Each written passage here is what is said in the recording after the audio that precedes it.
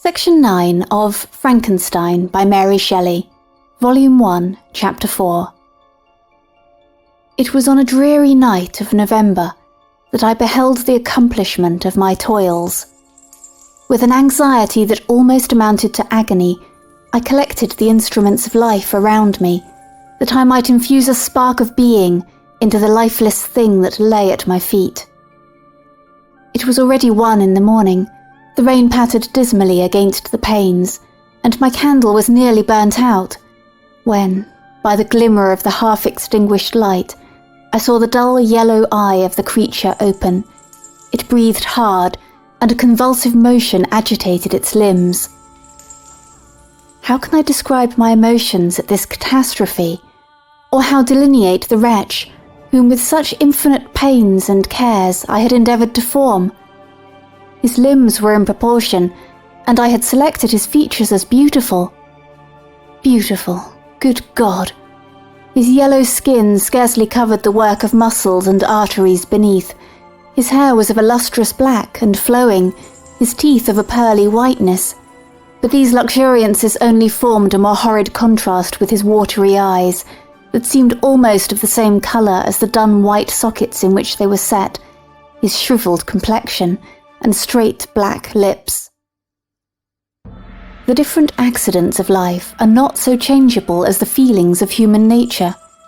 I had worked hard for nearly 2 years, for the sole purpose of infusing life into an inanimate body.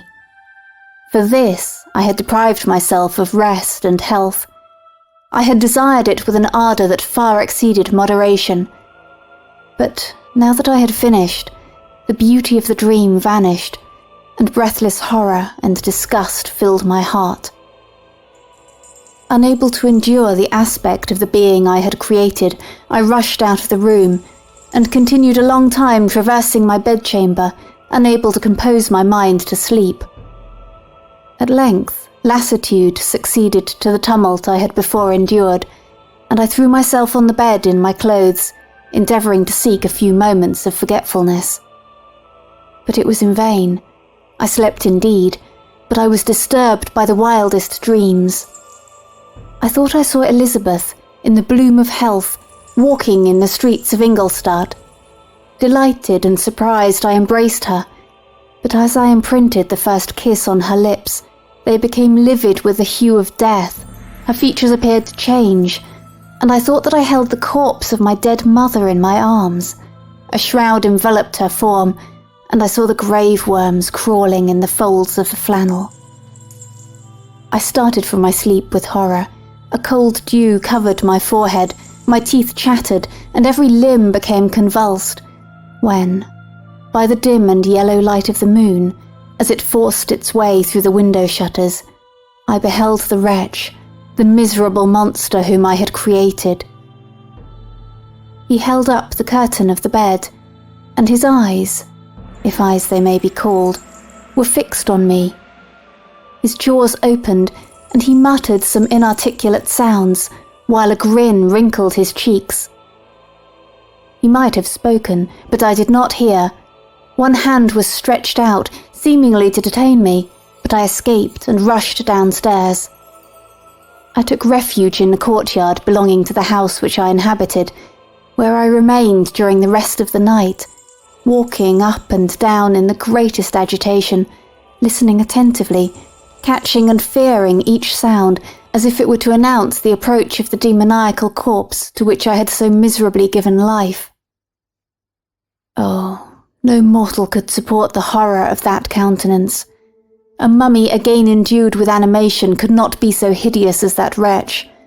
I had gazed on him while unfinished. He was ugly then. But when those muscles and joints were rendered capable of motion, it became a thing such as even Dante could not have conceived. I passed the night wretchedly. Sometimes my pulse beat so quickly and hardly that I felt the palpitation of every artery. At others, I nearly sank to the ground through languor and extreme weakness. Mingled with this horror, I felt the bitterness of disappointment. Dreams that had been my food and pleasant rest for so long a space were now become a hell to me, and the change was so rapid, the overthrow so complete. Morning, dismal and wet, at length dawned, and discovered to my sleepless and aching eyes the church of Ingolstadt, its white steeple and clock, which indicated the 6th hour. The porter opened the gates of the court, which had that night been my asylum, and I issued into the streets, pacing them with quick steps, as if I sought to avoid the wretch whom I feared every turning of the street would present to my view. I did not dare return to the apartment which I inhabited, but felt impelled to hurry on, although wetted by the rain, which poured from a black and comfortless sky. I continued walking in this manner for some time, endeavouring by bodily exercise to ease the load that weighed upon my mind. I traversed the streets, without any clear conception of where I was or what I was doing. My heart palpitated in the sickness of fear, and I hurried on with irregular steps, not daring to look about me. Like one who on a lonely road doth walk in fear and dread, and having once turned round walks on and turns no more his head, because he knows a frightful fiend doth close behind him tread. Continuing thus, I came at length opposite to the inn at which the various diligences and carriages usually stopped. Here I paused, I knew not why, but I remained some minutes with my eyes fixed on a coach that was coming towards me from the other end of the street. As it drew nearer, I observed that it was the Swiss diligence. It stopped just where I was standing, and on the door being opened, I perceived Henry Clerval, who on seeing me instantly sprung out. "My dear Frankenstein," exclaimed he, "how glad I am to see you! How fortunate that you should be here at this very moment of my alighting!" Nothing could equal my delight on seeing Clerval. His presence brought back to my thoughts my father, Elizabeth, and all those scenes of home so dear to my recollection. I grasped his hand, and in a moment forgot my horror and misfortune. I felt suddenly, and for the first time during many months, calm and serene joy. I welcomed my friend, therefore, in the most cordial manner, and we walked towards my college. Clerval continued talking for some time about our mutual friends, and his own good fortune in being permitted to come to Ingolstadt. "You may easily believe," said he, "how great was the difficulty to persuade my father that it was not absolutely necessary for a merchant not to understand anything except bookkeeping. And indeed I believe I left him incredulous to the last, for his constant answer to my unwearied entreaties was the same as that of the Dutch schoolmaster in The Vicar of Wakefield. I have 10,000 florins a year without Greek. I eat heartily without Greek. But his affection for me at length overcame his dislike of learning, and he has permitted me to undertake a voyage of discovery to the land of knowledge. It gives me the greatest delight to see you, but tell me how you left my father, brothers, and Elizabeth." "Very well, and very happy, only a little uneasy that they hear from you so seldom. By the by, I mean to lecture you a little upon their account myself. But my dear Frankenstein," continued he, stopping short and gazing full in my face, "I did not before remark how very ill you appear, so thin and pale. You look as if you had been watching for several nights." "You have guessed right. I have lately been so deeply engaged in one occupation that I have not allowed myself sufficient rest, as you see. But I sincerely hope, that all these employments are now at an end, and that I am at length free." I trembled excessively. I could not endure to think of, and far less to allude to the occurrences of the preceding night. I walked with a quick pace, and we soon arrived at my college. I then reflected, and the thought made me shiver, that the creature whom I had left in my apartment might still be there, alive and walking about. I dreaded to behold this monster, but I feared still more that Henry should see him. Entreating him, therefore, to remain a few minutes at the bottom of the stairs, I darted upward towards my own room. My hand was already on the lock of the door before I recollected myself. I then paused, and a cold shivering came over me. I threw the door forcibly open, as children are accustomed to do when they expect a spectre to stand in waiting for them on the other side, but nothing appeared. I stepped fearfully in. The apartment was empty, and my bedroom was also freed from its hideous guest. I could hardly believe that so great a good fortune could have befallen me, but when I became assured that my enemy had indeed fled, I clapped my hands for joy and ran down to Clerval. We ascended into my room, and the servant presently brought breakfast, but I was unable to contain myself. It was not joy only that possessed me. I felt my flesh tingle with excess of sensitiveness, and my pulse beat rapidly. I was unable to remain for a single instant in the same place.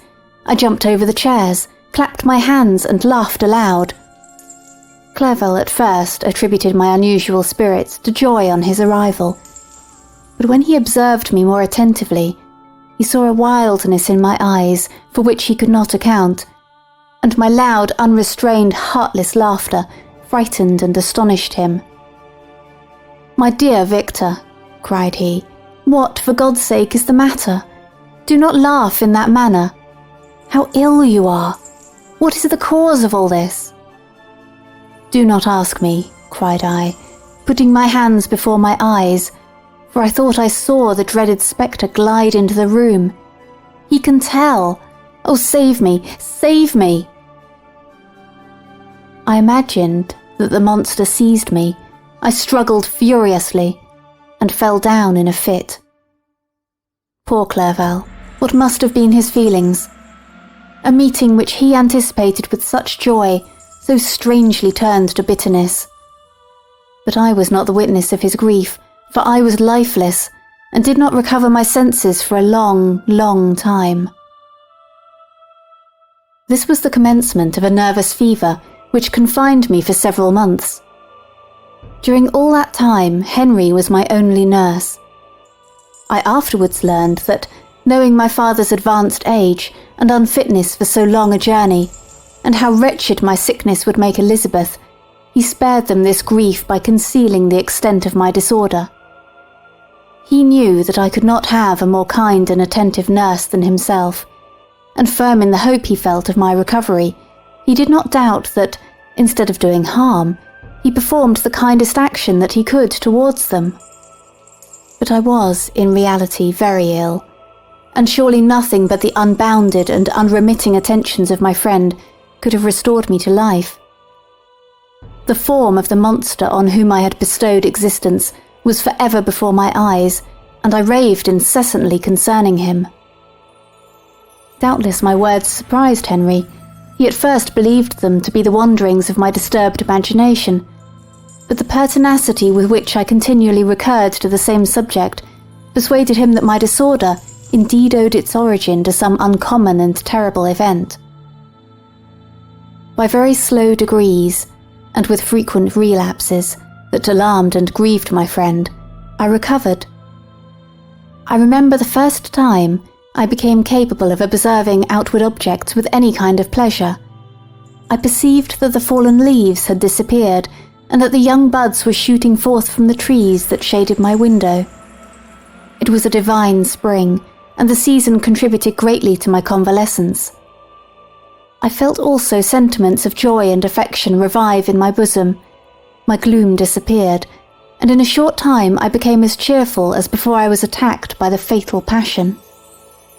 "Dearest Clerval," exclaimed I, "how kind, how very good you are to me. This whole winter, instead of being spent in study as you promised yourself, has been consumed in my sick room. How shall I ever repay you? I feel the greatest remorse for the disappointment of which I have been the occasion, but you will forgive me. You will repay me entirely if you do not discompose yourself, but get well as fast as you can, and since you appear in such good spirits, I may speak to you on one subject, may I not?" I trembled. One subject. What could it be? Could he allude to an object on whom I dare not even think? "Compose yourself," said Clerval, who observed my change of colour. "I will not mention it if it agitates you, But your father and cousin would be very happy if they received a letter from you in your own handwriting. They hardly know how ill you have been, and are uneasy at your long silence." "Is that all, my dear Henry? How could you suppose that my first thought would not fly towards those dear, dear friends whom I love, and who are so deserving of my love? If this is your present temper, my friend, you will perhaps be glad to see a letter that has been lying here some days for you. It is from your cousin, I believe." End of section 9.